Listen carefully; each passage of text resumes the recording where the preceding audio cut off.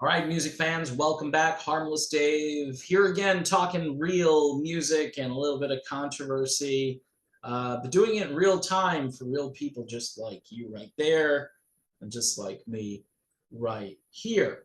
Um, DC Talk, anybody remember that band? No, I do because I was there when those guys came out. To me, Jesus Freak was like the antidote for Smells Like Teen Spirit.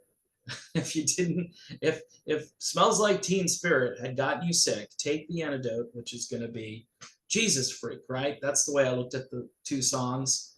um, I just found that song amazing, powerful, and it completely just screwed up the Christian music radio genre, right? Where do we put this song? You know, we've got this mellow Amy Grant stuff, Kathy Tricoli and all this, and then you're throwing DC Talk into the mix. Of course, back in those days, really into bands like DC Talk, Jars of Clay. Later on, it would be Casting Crowns, Third Day, absolutely amazing band, Mac Powell, one of the great voices ever in any genre, Mac Powell. In fact, he's back. Third Day broke up, and Mac Powell is back out there doing some solo stuff, and he's pretty much, sounds amazing, sounds great. But DC Talk was a force to be reckoned with. And after they broke up, everybody kind of went their separate ways. Both Michael Tate and TobyMac obviously kept going with solo careers. TobyMac has had an amazing solo career. Uh, Michael Tate eventually hooked up with the Newsboys, which was weird because the Newsboys, they were this great Australian band, and I loved them the way they were. And then this guy from DC Talk gets in there and changes really the whole dynamic of the band. I still like them. They're just totally different from what they used to be, and they've had amazing success over the last, I don't know, 7 or 8 years. They kind of have cooled off a little bit now. Everybody's getting a little up there in years, right? And then there's Kevin Max, this guy who had this amazing, angelic and somewhat progressive sounding voice. He went on, I think, to do at least one solo album. I'm sure he's recorded more music that I'm not aware of, but in the Christian, genre, I think he only had a couple of albums, and I might be wrong about that. I really didn't follow him too much. He didn't get really any significant airplay after leaving DC Talk. All three of these guys together were such a unique combination and such high energy performers. Even now, the band reunited, I believe, at the Christian Music Awards back in 2019. And, everybody looked pretty pumped on stage. Kevin Max, though, was probably the most subdued guy. Now, what is the controversy? Well, the controversy is that TobyMac has a brand new song coming out, and people are talking about this. And the headline is DC Talk members reunite on new TobyMac album. This is from CCM Magazine. Intersecting both nostalgia and innovation, TobyMac reached out to the original members of DC Talk, Michael Tate and Kevin Max, to record one of the tracks on TobyMac's latest album titled Life After Death.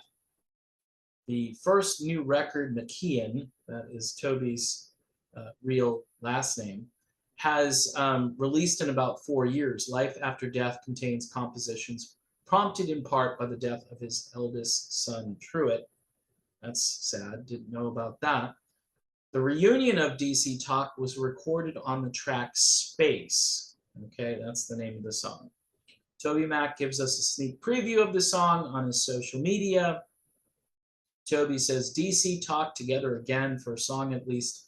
It's called Space, on the upcoming full-length record Life After Death, which is releasing on August 19th. So the song is not out there yet. I did go listen to a snippet of the song. It sounds like it could be pretty cool. Again, the controversy here is that Kevin Max, for the most part, has renounced his traditional Christian faith. He believes in universalism. He's become a very hard left of center type person. The things he posts, the organizations and certain groups that he is affiliated with now is a bit stunning, right? And if you go and do a little bit of research, you're going to find that I'm being very diplomatic here. I mean, if you're a Christian and you go look up Kevin Max, I think you're probably going to be appalled by some of the stuff the guy is into. So the big controversy here, the big question is, should these guys have brought Kevin Max back? Because this looks as if they're kind of capitulating to the world system here. Kevin Max basically doesn't believe what they believe. By most standards, I don't think people would consider Kevin Max a Christian at this point. Some other people obviously disagree. But here's the thing, if everybody's getting in, right, then what's the point of doing anything good for anybody, about worrying about anything? You know, if we're all in this conveyor belt and our behavior, our belief system doesn't really matter, and you're just getting in because it's universal, I think that changes humanity, and not for the better. It just, and it also makes it kind of seem like the whole thing was a charade to begin with. A lot of people are saying that about Kevin Max, like, okay, he had doubts many years ago. He had all these questions and doubts, and has told people almost in a way kind of apologizing for, hey, I was hanging out with these crazy guys that were Jesus freaks, right? You have a song called Jesus Freak and you sing on it. And it's one of the biggest songs in Christian music history. And now you're kind of like, yeah, I don't really believe in all that stuff.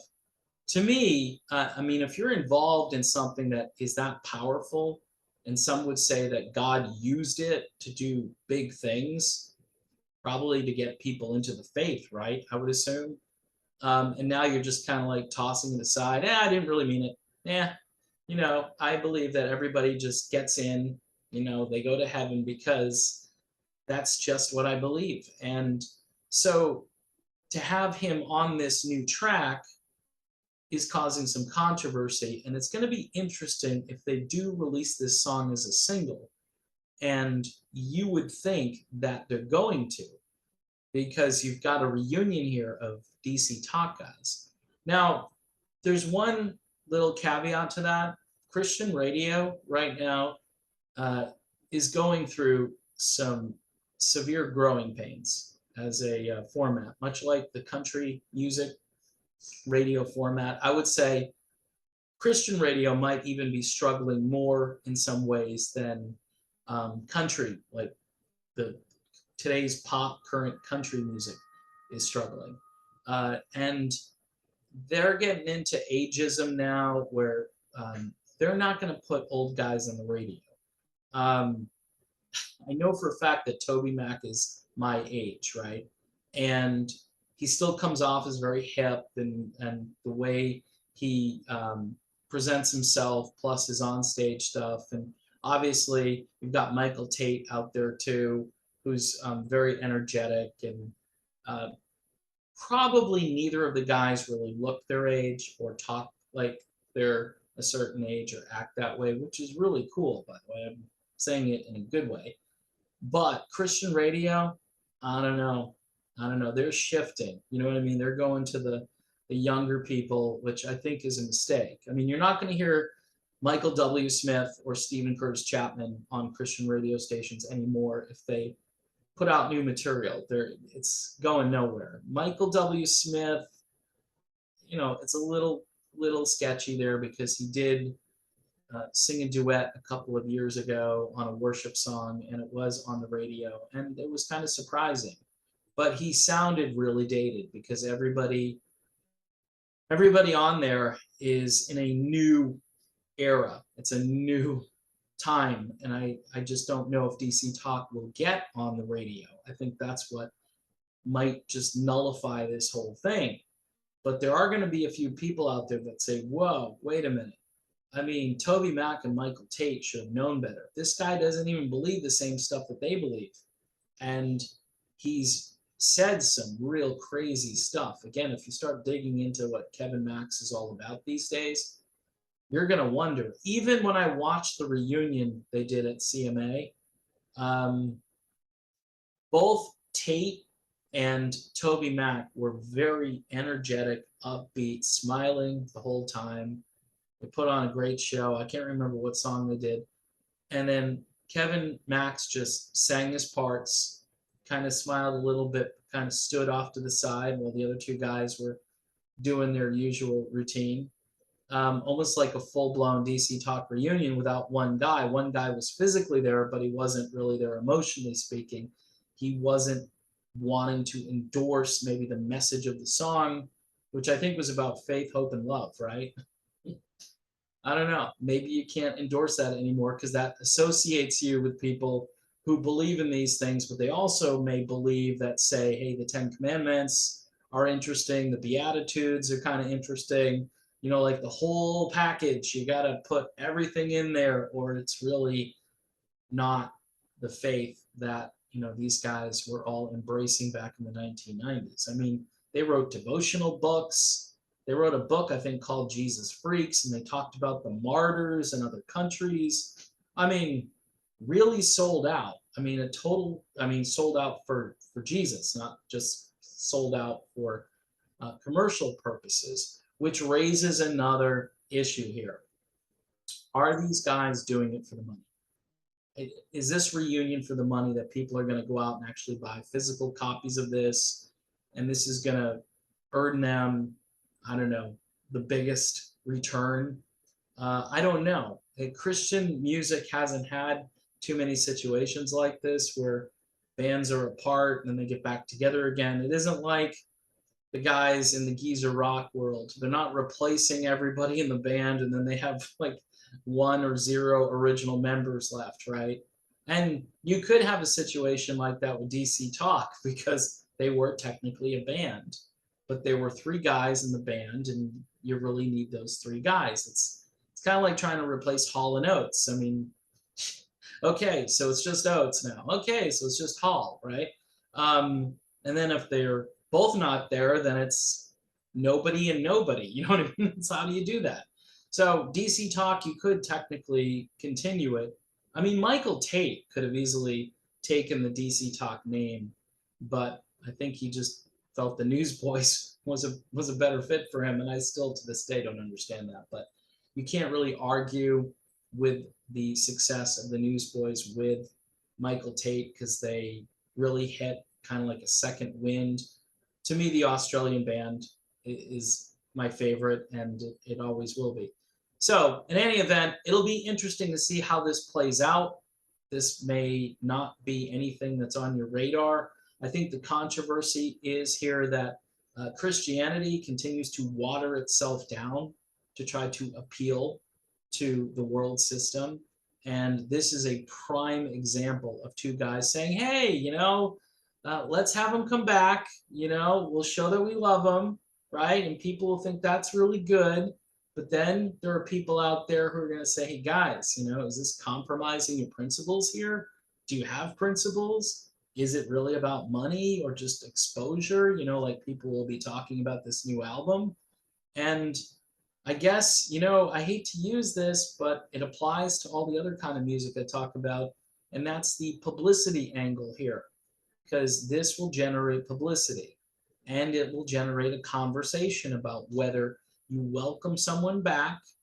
And if they continue to kind of spit in your face when it comes to your belief system, do you continue to do that? And how long do you do that? And is it just because you're trying to, you know, change him, or are you trying to tell the world that, you know, it's okay to call yourself a Christian band, but maybe not have, you know, the kind of Christian belief system that was popular in the heyday of Christian music? The time I worked in Christian music, I believe it was the best time. And some people will say, hey, I started listening to Christian music back in the 1980s to get away from all the crap that you were hearing on the radio back then. I mean, compared to now, that was just kind of like being a little too fussy, right?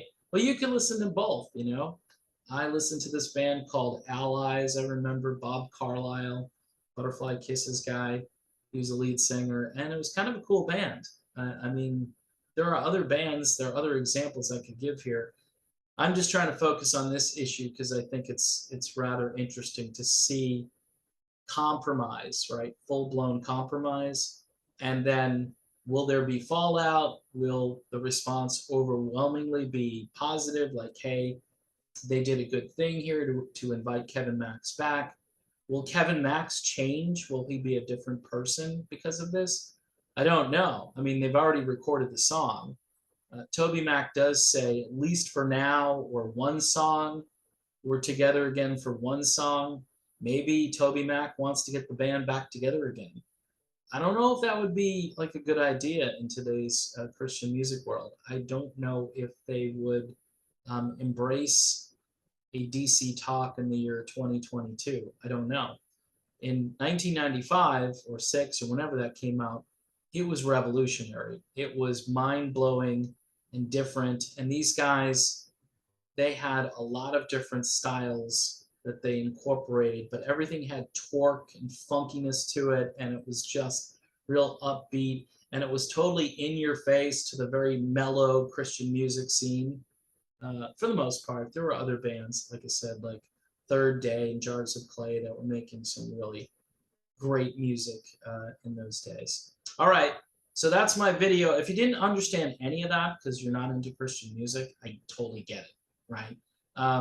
But I think someone else who's a theologian could come on here and basically say, hey, don't be unequally yoked with this guy over here, especially if he's just bashing the people who like your music. That's kind of weird, right? So why would you bring him in to show that you're a bigger person, to extend love? So you got that argument, and I don't know. To me, it seems as though maybe they should have just not had Kevin Max there, but they're all friends still, and maybe there's hope for Kevin. Maybe there's hope for a DC Talk reunion, like a full-blown one. That would be okay, so long as, you know, Kevin gets back to being the Kevin he was back in the early days. I just don't see that happening though.